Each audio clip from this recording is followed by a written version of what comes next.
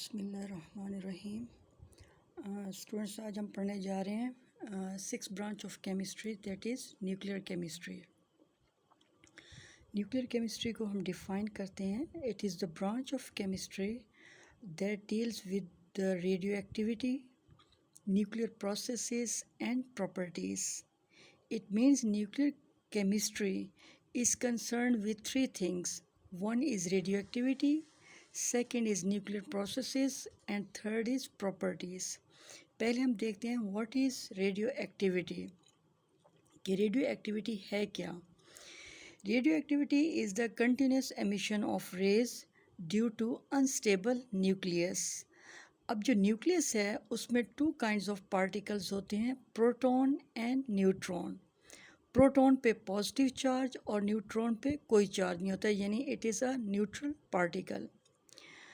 अब radio activity के लिए ज़रूरी है कि न्यूक्लियस जो है वो अनस्टेबल हो, यानी कि जो अनस्टेबल न्यूक्लियस होता है उसमें रेज कंटिन्यूसली एमिट होती रहती हैं। तो हम देखेंगे स्टेबल न्यूक्लियस कौन सा है और अनस्टेबल न्यूक्लियस कौन सा होता है। जैसे कि यहाँ मैंने दिखाया है प्रोटॉन एंड न्यूट्रॉन, दोनों की स्पिन अपवर्ड है, यानी सेम डायरेक्शन है, तो ये क्या है, स्टेबल न्यूक्लियस है। जैसे कि आप यहाँ देख लें, ये मैंने वैसे शो किया हुआ है। अब ये जो गोल्डन है इनको आप न्यूट्रॉन समझ लें, और वाइट वाले बीड्स जो हैं ये प्रोटॉन्स हैं, सॉरी। अब इनकी जब मूवमेंट होती है क्लॉकवाइज डायरेक्शन में, दोनों की सेम डायरेक्शन में, या इसको अगर मैं अपोजिट कर लूँ कि इनकी डायरेक्शन जो है दे आर मूविंग और spinning in anti clockwise direction. Anti clockwise means against clock, यानी क्लॉक अगर इस वे में घूम रही है तो वो उसके अपोजिट डायरेक्शन में स्पिन करें। तो ऐसा जो न्यूक्लियस होता है जिसमें प्रोटॉन और न्यूट्रॉन्स जो हैं दोनों साइड बाय साइड एक जैसी मूवमेंट हो, स्पिनिंग हो, उसको स्टेबल न्यूक्लियस कहते हैं। लेकिन जहाँ पर अपोजिट हो, यानी कि अगर आपके पास यूँ है, ऐसा न्यूक्लियस है जिसमें न्यूट्रॉन जो हैं वो एंटी क्लॉकवाइज स्पिन कर रहे हैं, तो प्रोटॉन जो हैं वो इस वे में स्पिन करें क्लॉकवाइज में, तो ये जो न्यूक्लियस होगा ये अनस्टेबल न्यूक्लियस कंसीडर किया जाएगा। जैसे कि यहाँ पर दिखाया गया है, proton with upward spin and neutron with downward spin. This is a stable nucleus and it continuously emit rays. And elements with atomic number greater than 80 show this property. Periodic table जो है आपकी book में दिखाया गया है, या बाद में पढ़ेंगे एलिमेंट्स वगैरह, ये तमाम एलिमेंट्स हैं। ऊपर इनके एटॉमिक नंबर दिखाए गए हैं, जैसे 76, 78, 79, 80, ये Hg है, मरकरी है। 80 से अबव जितने आएंगे फर्दर नीचे, जिसमें यूरेनियम भी आएगा, ये आ गया 92 में, तो अबव 80 जितने भी एटॉमिक नंबर वाले एलिमेंट्स हैं वो शो करते हैं radioactivity. Second is nuclear chemistry is concern with nuclear processes. There are four fundamental forces that exist. One is gravity, second is electromagnetic force, third is strong nuclear force, fourth is weak nuclear forces. ये सारे के सारे मिलकर nuclear processes के under आती हैं। Gravity आप जानते हैं। इलेक्ट्रोमैग्नेटिक फोर्स जो है, इसको इजी वे में आप समझें कि when we pull the two hands together और push the two hands together, दोनों हैंड्स को आप पुश करें तो what happens, our fingers they don't penetrate into each other. ये फिंगर्स जो हैं ये एक दूसरे के अंदर घुस नहीं जाती, एक हाथ की दूसरे हाथ के अंदर, या अगर आप ज़मीन के ऊपर खड़े हैं तो आप ज़मीन के अंदर नहीं घुस जाते। It is due to the presence of electromagnetic force. Next is strong nuclear force. अब न्यूक्लियर फोर्स क्या है, within nucleus there are two kinds of particle, a positive charge particles called proton and a neutral particle which is called neutron. When there are so many positive charges, positive and positive repel each other. अगर positive positive definitely repel करते हैं तो then proton should fly off, यहाँ से उसको उड़ जाना चाहिए, अदरवाइज़ ऐसा होता नहीं है। Because it is strongly bonded with the neutron. ये किस वजह से होता है? Because of strong nuclear forces, binding forces की वजह से। इसी तरह से वीक न्यूक्लियर फोर्सेस भी आ जाती हैं। Energy from the sun is the result of these nuclear processes which are occurring in the nucleus. तो ये हमारे पास आ गया nuclear processes.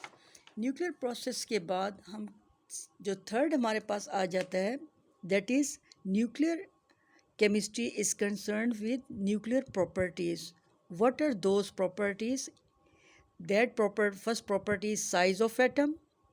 It depends upon atomic number, number of protons. जितने ज़्यादा होंगे उतना बड़ा साइज़ होगा, या नंबर ऑफ इलेक्ट्रॉन जितने ज़्यादा होंगे उतना साइज़ बड़ा होगा। न्यूक्लियर रेडियस, जैसे कि ये आपके पास न्यूक्लियस है, ये उसका डायमीटर होता है, और इसका जो हाफ है R is equal to D/2 कहा जाता है। This is nuclear radius. Nuclear mass, यानी न्यूक्लियस का मैस क्या है, उसमें नंबर ऑफ प्रोटॉन्स कितने हैं, नंबर ऑफ न्यूट्रॉन्स कितने collectively, it is called as nuclear mass. And fourth is binding energy.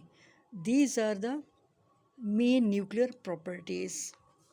The main concern of this branch is atomic energy and its uses in daily life. Now, what is atomic energy? Atomic energy is defined that it is the energy that an atom holds.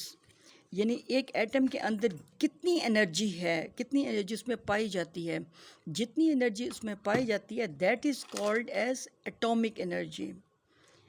अब इसके further uses हैं। From atomic energy or nuclear energy, electricity is produced. It has several uses.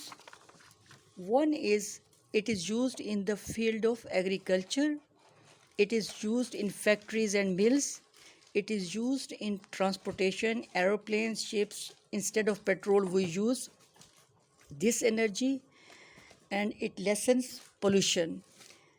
And also atomic energy is used in treating cancer. And the applications of this branch nuclear chemistry की काफ़ी सारे applications हैं। One is radiotherapy. Atomic energy is used in radiotherapy.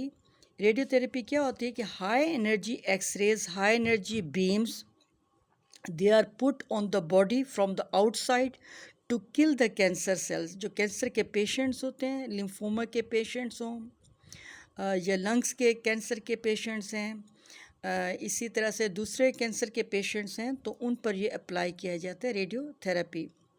It is also used in food preservations, यानी X rays and gamma rays, highly moving neutron particle, they are passed through packages to kill bacteria and spices to retain their flavor. यानी क्या होगा कि जो हमारे packets के अंदर जो फूड है उनको बैक्टीरिया को किल करने के लिए और स्पाइसेस के फ्लेवर को रिटेन करने के लिए कि वो मेंटेन रहे, उनका फ्लेवर ख़राब ना हो, ये रेज जो हैं ये उस पर फेंकी जाती हैं। आगे जो आता है, it is used in nuclear reactors. ये काफ़ी इम्पॉर्टेंट है। What is a nuclear reactor? A nuclear reactor is a source of intense heat which in turn is used for generation of power in nuclear power station. लेकिन nuclear reactor जो है ये बहुत ज़्यादा heat produce करने का एक source है, यानी कि इसमें ऐसा किया जाता है, रेडियो एक्टिव एलिमेंट्स जो हैं वो पुट किए जाते हैं, उनके ज़रिए से हीट प्रोड्यूस की जाती है, वो हीट फिर कन्वर्ट हो जाती है इनटू स्टीम एंड अदर्स, और फिर उससे एनर्जी वगैरह जो है वो प्रोड्यूस की जाती है फॉर डिफरेंट पर्पसेस। जैसे इजी एग्जांपल ले लें, वाटर हम लें, उसको स्टीम में कन्वर्ट करें और उससे टरबाइन चलाएं। इसी तरह से वो तो स्मॉल पैमाने पे है, वाटर के एग्जांपल जो मैंने दी है, ये न्यूक्लियर रिएक्टर्स जो हैं ये लार्ज स्केल पर काम करते हैं। So this is all about nuclear chemistry. Thank you.